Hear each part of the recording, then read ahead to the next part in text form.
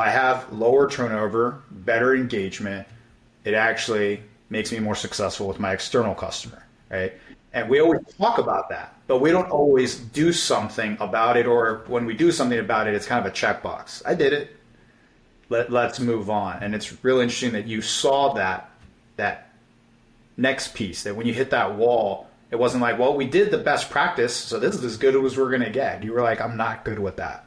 How do we get that next piece, which is super cool to see. Yeah, a lot of it was just the exercise of kind of questioning previously held beliefs, right? Like an attendance policy that says, okay, now you're on final probation.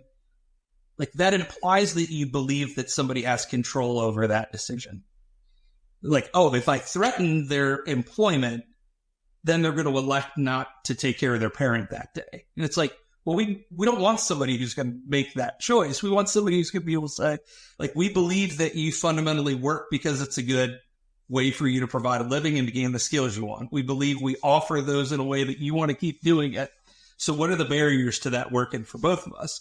Now, it does make it complex for us to serve the customer because we have to have a much higher staffing ratio to make sure that we can kind of deal with those fluctuations for somebody who can fall out and not get terminated. So maybe our call-off percentage on an average day is a little higher, but they all normalize, right? So whether that number's 2% higher than somebody else's, once we know it, we can just build the rest of our system around it.